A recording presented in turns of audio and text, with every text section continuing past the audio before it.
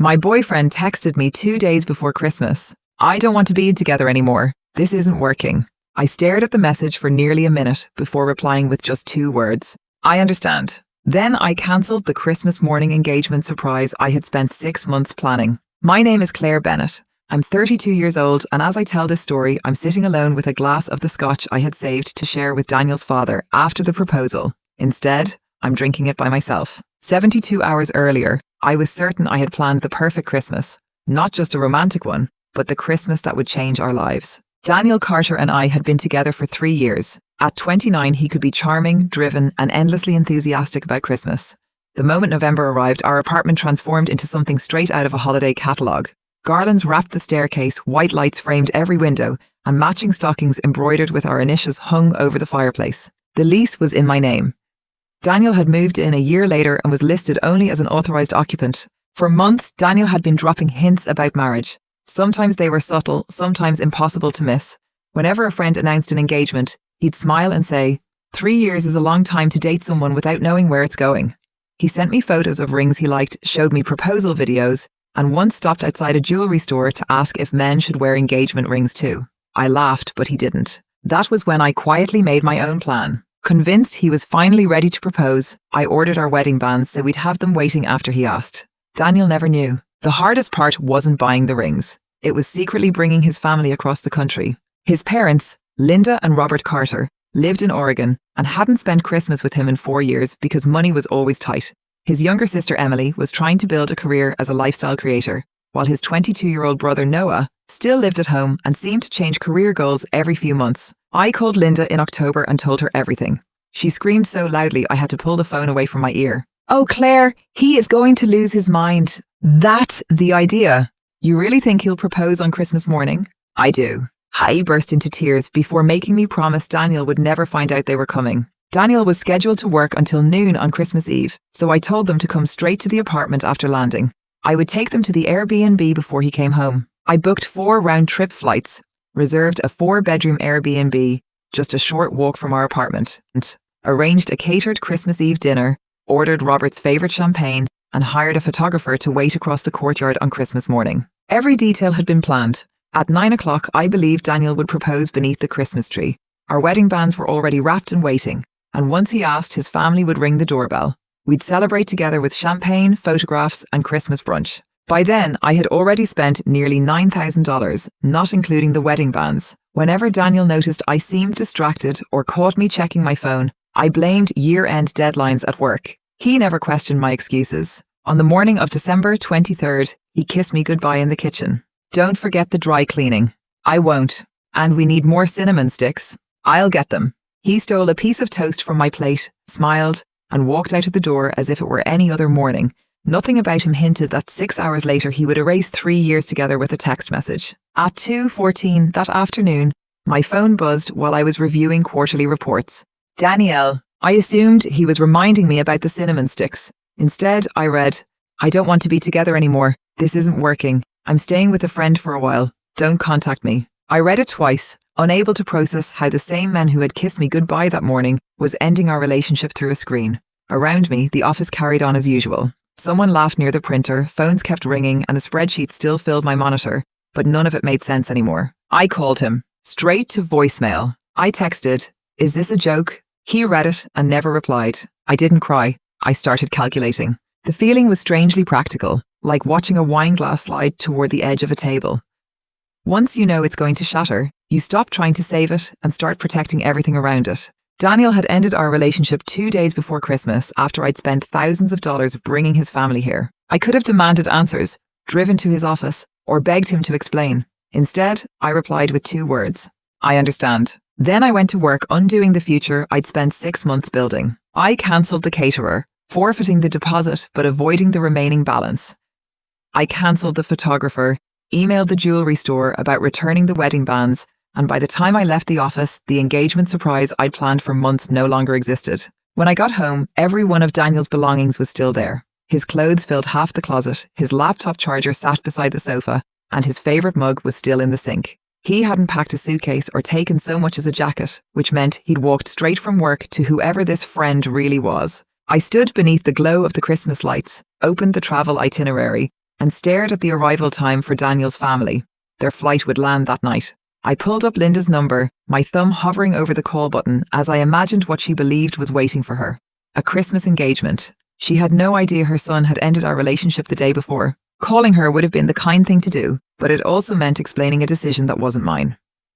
Daniel had chosen to end our relationship by text and told me not to contact him. If anyone owed his family the truth, it was him. I locked my phone, poured myself a drink, ordered Chinese food, and, for the first time in 3 years, slept alone in the middle of the bed. The next morning, the doorbell rang over and over before loud knocking rattled the wreath on the front door. "Claire, open up! We're freezing!" Linda's cheerful voice echoed through the hallway. I stayed still for a moment, realizing they had arrived expecting the happiest Christmas of Daniel's life.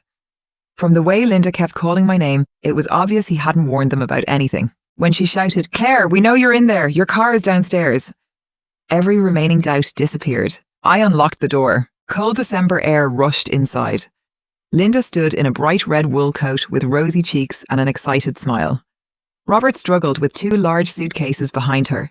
Emily was already filming on her phone, and Noah wrestled with an oversized duffel bag. They looked like a family arriving for a long-awaited holiday. "Surprise!" Linda said, stepping forward to hug me. She stopped the instant she saw my face. The apartment behind me was silent. No Christmas music, no breakfast, no candles, no Daniel. Robert glanced past me into the living room. "Where is he? Did he already leave for work?" I stepped aside just enough for them to see the empty apartment without inviting them in. "I don't know." Linda frowned. "What do you mean you don't know?" "I mean exactly that." Emily slowly lowered her phone. "Claire," I took a breath. "Daniel ended our relationship yesterday." The hallway fell silent. Linda stared at me as though she'd misheard. "I'm sorry." "He sent me a text yesterday afternoon." "A text?" Robert repeated. "He said he didn't want to be together anymore." Emily let out a short, disbelieving laugh before searching my face for any sign that I was joking. "So, where is he?" "I honestly don't know." Noah frowned. "Did you two have some huge fight?" "No." "Did you catch him cheating?" "No." He stared at me in disbelief. "So he just texted you?"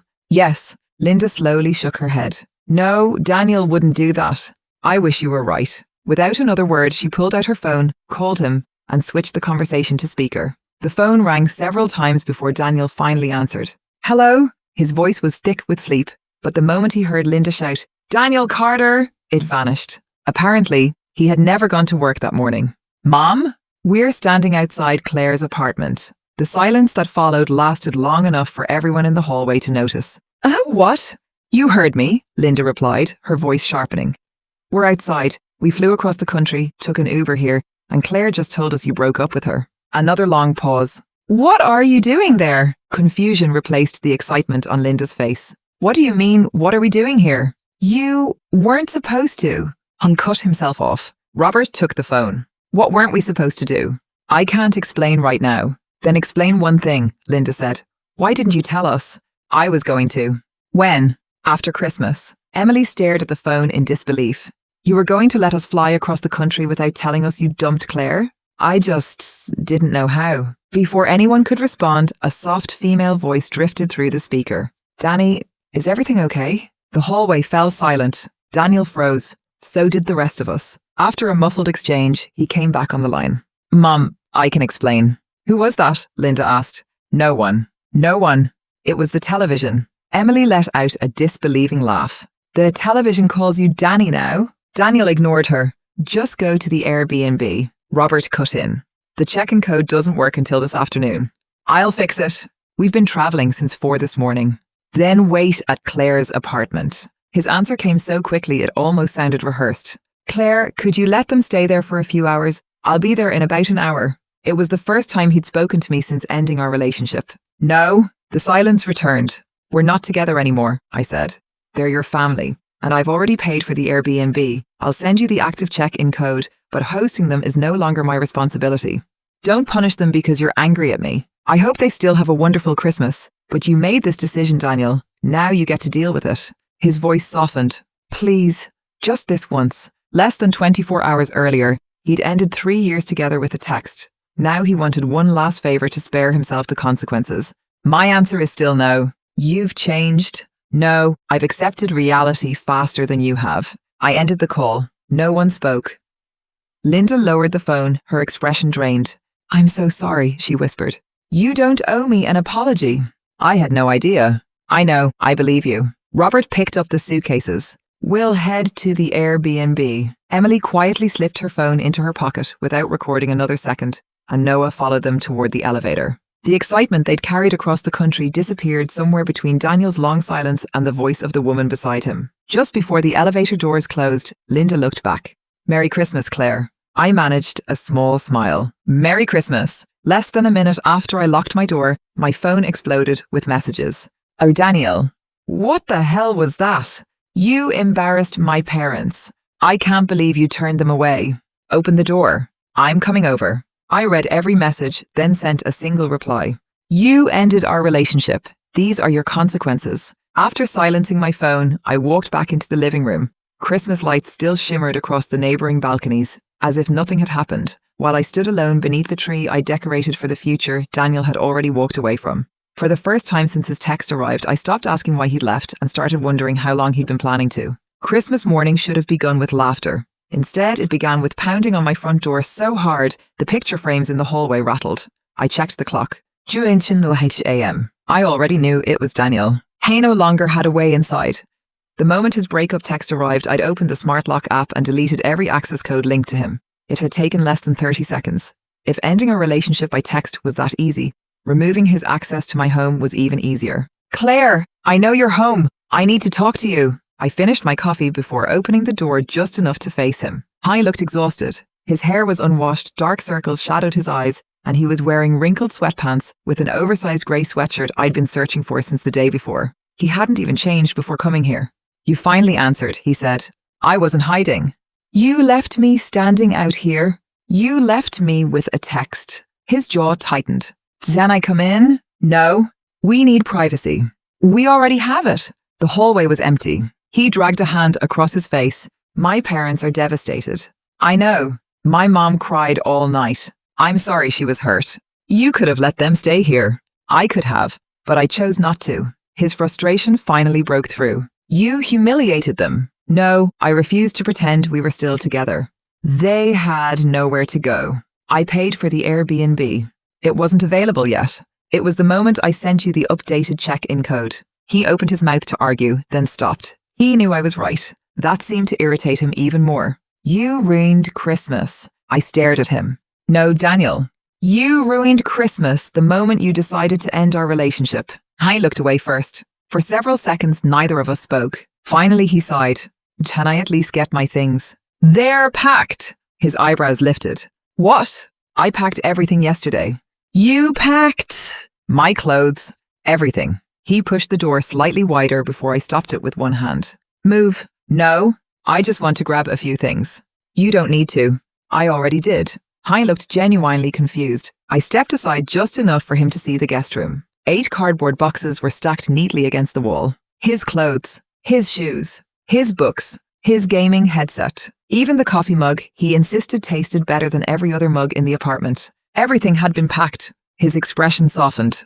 You really thought this through? I had a long evening. He stared at the boxes. I didn't think you'd actually… What? Accept it? His voice became quieter. I thought you'd fight for us. I almost smiled. By begging someone who broke up with me through a text message. His shoulders dropped. I was overwhelmed. I needed space. So you found another woman to help you breathe? His head snapped toward me. What? I heard her yesterday.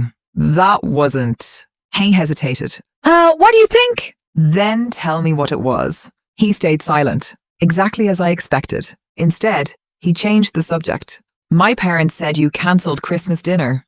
I did. You embarrassed them. I cancelled services I was paying for. You promised them.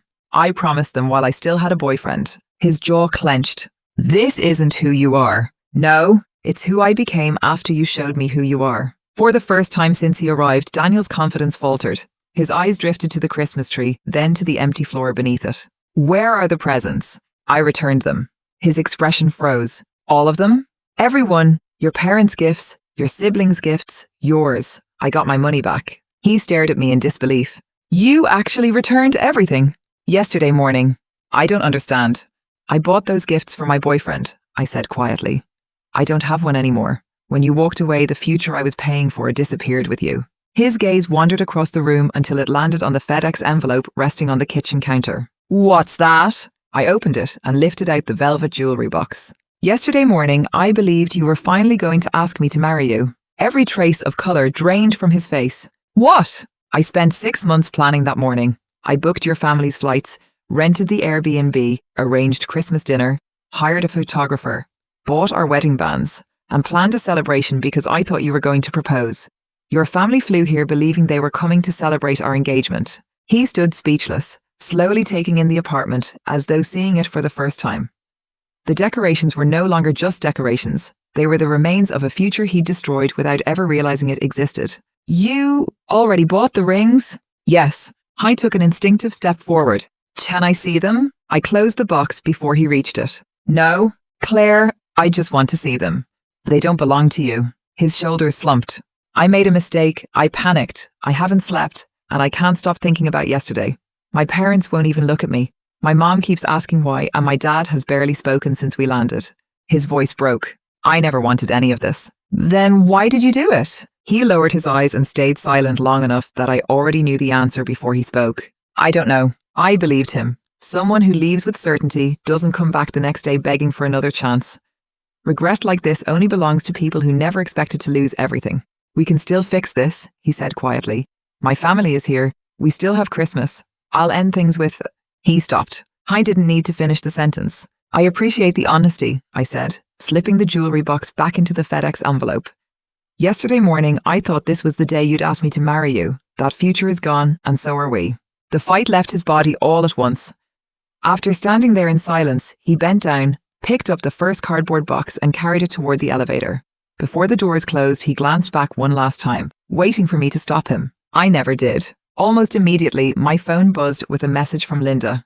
Claire, I never knew what Daniel threw away. I'm so deeply sorry. I replied only once. None of this was your fault. I hope one day Christmas brings you peace. Then I sealed the velvet ring box inside the FedEx envelope. The return label was already printed. Some dreams don't end with shouting or slammed doors. Sometimes they end with the quiet sound of packing tape sealing a box. The first day after Daniel left was unexpectedly peaceful. There were no arguments or desperate phone calls, and for a while I convinced myself the worst was over. I was wrong. Just after lunch, a Venmo request appeared. Emily Carter. I take down. A note. Christmas dinner, emergency food, ride shares, and emotional distress. I stared at it for a second, then laughed. Someone had actually assigned a price to emotional distress. I declined the request, blocked her account, and assumed that was the end of it. An hour later, an email arrived with the subject line. Your behavior was unacceptable. It was from Linda. The message stretched across nearly 3 pages. She admitted Daniel had made a terrible mistake, but insisted the way I'd handled it had been unnecessarily cruel. She accused me of humiliating their entire family and turning Christmas into a disaster, simply because I refused to keep helping after Daniel ended our relationship. Near the end, one sentence made me stop. Daniel deserves the wedding band you purchased for him, and our family expects reimbursement for our return travel expenses if we decide to leave early. I read it twice. Not once did Linda mention Daniel ending our relationship by text. Not once did she acknowledge the woman whose voice we'd all heard over the phone. In her version of the story, the real problem wasn't Daniel's betrayal. It was that I'd stopped paying for the future he'd already walked away from. I didn't reply. Instead, I forwarded the email to my oldest friend, Rachel Morgan. She practiced real estate law, but she enjoyed dismantling ridiculous legal threats almost as much as she loved coffee. Less than 10 minutes later, she called.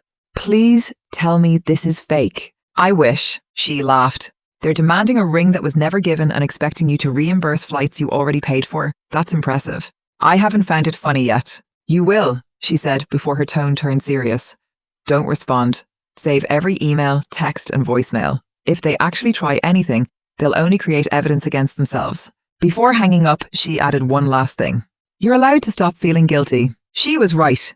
Guilt was exactly what Daniel's family was counting on. If I felt bad enough, maybe I'd apologize, pay for everything, and pretend none of it had happened. Instead, I made myself a cup of coffee and started cleaning the apartment. That's when I realized something was missing. My Vitamix blender. Then I noticed my Patagonia fleece was gone. One PlayStation controller had disappeared, and half the premium steaks I'd bought for Christmas dinner were missing from the freezer. Daniel hadn't just taken his own things. He'd helped himself to mine. I picked up my phone. The Claire.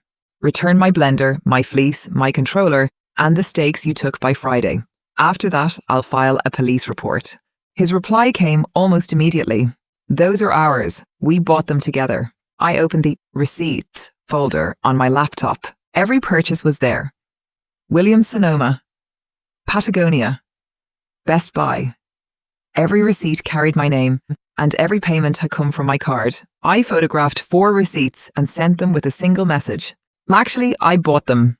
5 minutes later, he replied. Unbelievable. You really want to fight over a blender? No, I want my blender. He never answered again. I assumed that was the end of it. The following afternoon, an unfamiliar number called.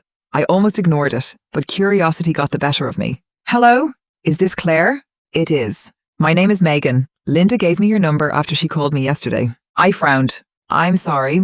Do I know you? No, but I think we need to talk about Daniel. Every muscle in my body tensed. I'm listening. She let out a tired sigh. I didn't know you were still together. Daniel told me he'd moved out months ago, that you were basically roommates, and he was only waiting to make the breakup official. We've been seeing each other for several weeks. None of that shocked me. What caught me off guard was her voice. There was no triumph, no defensiveness, only exhaustion. I found out yesterday that none of it was true, she continued. His mother somehow found my number and called me. She said a lot of things, and honestly, I deserved some of it. I should have asked more questions, but I believed him. The silence between us felt strangely easy. We weren't rivals trying to win. We were 2 women comparing different versions of the same lie. Finally, I asked, "Is he with you now?" "Yes," she said quietly. "But I don't think he will be much longer." What happened? He can't stop talking about everything you had planned for after the proposal. My grip tightened around the phone. "Hey, told you?" He cried. He kept saying he never knew, that if he'd waited one more day She let the sentence trail off. Neither of us needed to hear the ending. After a moment, she spoke again. "While he was asleep, I found a jewelry store confirmation email on your old tablet. It wasn't addressed to him. It was addressed to you." My heart skipped. I was reading my emails. I think he opened it by accident while using the tablet. When I realized what he'd thrown away, she paused. I couldn't look at him the same way again. For the first time since this nightmare began, I didn't feel satisfaction or revenge. I felt pity. Megan broke the silence. "I also found your blender." I couldn't help smiling. "So that's where it went." "He told me you gave it to him." I figured. "He lied about almost everything," she said quietly. "I'll return it. You don't have to come. I'll leave it with your concierge tomorrow." "Thank you." Before hanging up, she hesitated. "I know this doesn't change anything, but I'm sorry." "So am I." When the call ended, I realized Daniel hadn't just destroyed one relationship. He had built another on lies that were already falling apart. The next morning, my concierge called to say someone had left a shopping bag for me. Inside were my Vitamix base, my Patagonia fleece, and the missing PlayStation controller. The blender pitcher and the Christmas steaks were still gone. A handwritten note rested on top. Daniel refused to return the pitcher because he claims he paid for it. I don't believe him, but I couldn't find it among the things he brought here. "I'm sorry for my part in this, Megan." I slipped the note into my pocket. Daniel, it seemed, was trying to return just enough to ease his conscience. 3 quiet days passed before another certified envelope arrived from Linda. It wasn't an apology. She claimed I'd lured their family across the country under false pretenses, demanded reimbursement for the flights, compensation for the ruined holiday, and insisted Daniel was entitled to the wedding band I'd intended to give him. I smiled, scanned every page, and forwarded it to Rachel. Less than 15 minutes later, she called laughing. "Please tell me they're not serious. They sent it by certified mail." "That only makes it funnier. They don't have a case." She explained why. I'd paid for the flights, the Airbnb, and every Christmas expense. Nothing had been cancelled, and Daniel had ended the relationship himself. No law required me to keep pretending we were still engaged just to save Christmas. "So I ignore them?" "No," she said.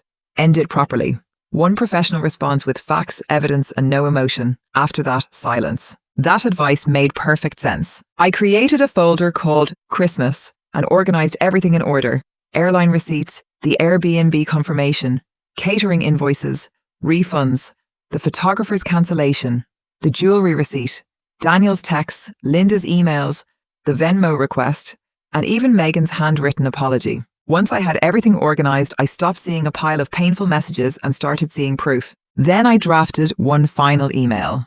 Subject, your legal threat. Linda. Attached to both receipts confirming that I personally paid for the flights, the Airbnb, and every planned Christmas expense.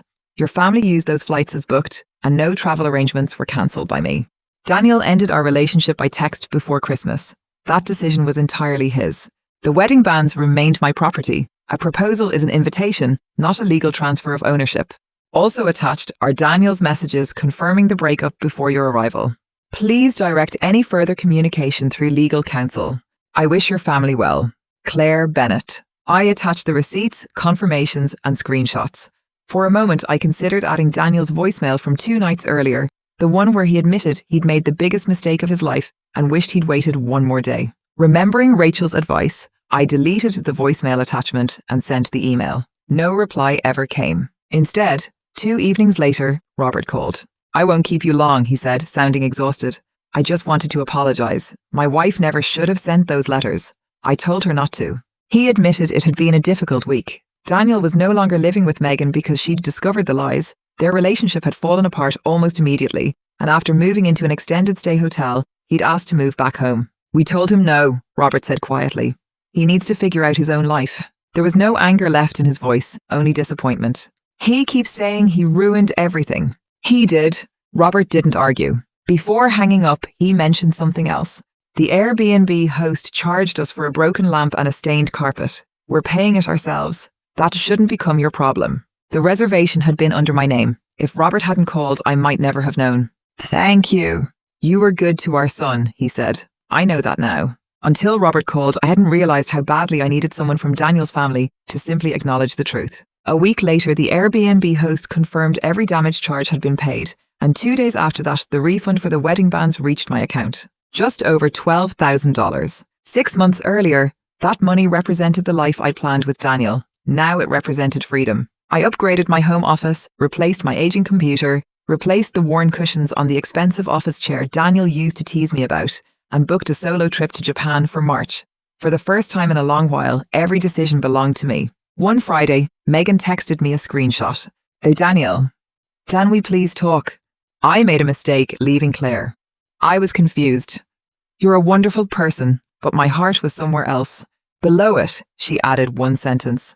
I blocked him. I smiled not because she'd rejected him, but because no one was asking me to clean up the consequences of his choices anymore. By then, Megan had left him, his parents had refused to take him back, and I was no longer there to rescue him. By mid-January, Christmas already felt distant. The decorations were packed away, the apartment smelled of fresh paint and coffee instead of pine and cinnamon, and every room finally felt like mine again. When Daniel signed the paperwork removing himself as an authorized occupant, we met one last time at the leasing office. After we both signed, he asked me to return the portion of the security deposit he had contributed when he moved in. The property manager explained that the deposit stayed with the apartment, so any reimbursement was between us. I made a list, I said, sliding a page across the desk. It included the replacement blender pitcher, professional carpet cleaning, missing groceries, and shipping supplies for returning the rest of his belongings. Every expense was backed by a receipt. At the bottom was the final calculation. A balance owed to Daniel, €126. I handed him a check. Seriously? I rounded up. He called it insulting, but after a long pause, he quietly smoothed out the check he'd crumpled and slipped it into his wallet. Apparently, $126 still mattered. I assumed that was the last time I'd ever see him. 3 weeks later, I ran into him at the neighborhood grocery store. He looked thinner. The expensive winter coat was gone, replaced by an old fleece, and the confidence he'd once carried so effortlessly had disappeared with it. He stood in front of the freezer holding a single frozen pizza. Claire!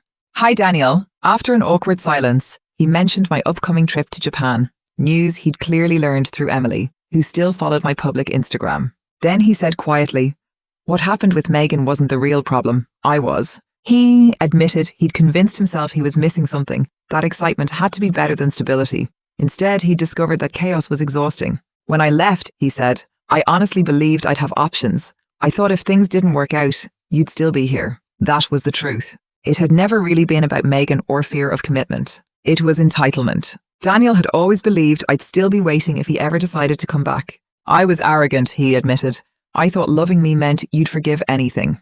Thank you for finally saying it. His shoulders relaxed, and I could see him wondering if I was about to change my mind. Maybe we could start over? I gave him a small, sad smile. No, he lowered his head. I figured I just had to ask. We stood quietly as shoppers pushed carts past us and a child laughed somewhere near the bakery. Life kept moving, exactly as it should. I still think about Christmas every day, he said. So do I. Hope flickered across his face until I finished. I think about how one text message told me everything I needed to know. The light in his eyes disappeared. I deserved that. Yes. After a long pause, he asked, "Do you hate me?" I considered it honestly. A few months ago, I would have said yes. Now, no, I don't hate you. I just don't trust you, and love without trust isn't something I want. His eyes filled with tears. I miss my best friend. For a moment, I remembered the proposal that never happened, the wedding banns, the unopened champagne beneath the Christmas tree. Then I remembered the peace that came afterward. I miss the man I believed you were, I said. But he isn't the man standing in front of me. He closed his eyes, then quietly answered, "I understand." The words landed differently this time. They were the same 2 words I texted after he ended our relationship. Only now he finally understood what they meant. I placed the stakes into my basket. I hope you find what you're looking for, Daniel. You too. I started toward the checkout. After a few steps, he called my name. I stopped. I'm sorry. There were no excuses, no explanations, and no request for another chance. Just an apology. Goodbye, Daniel. I walked away without looking back. That evening, I cooked the ribeye exactly the way I liked it, poured a glass of red wine, and glanced at my passport resting beside my itinerary for Japan. Outside, snow drifted quietly across the city. Inside, there were no arguments, no accusations, and no phone buzzing with another crisis. Only the sound of butter sizzling in the pan. As I sat down to eat, one thought settled over me with surprising clarity. Losing the man I planned to marry was never the tragedy. Marrying someone willing to throw away our future with a single text message would have been. The chair across the table was still empty. For the first time, it didn't feel lonely. It felt like freedom. I used to think a happy ending meant finding the right person. Sometimes it simply means the wrong one leaves before it's too late. Daniel walked away before I married him, and that was the greatest favor he ever did for me.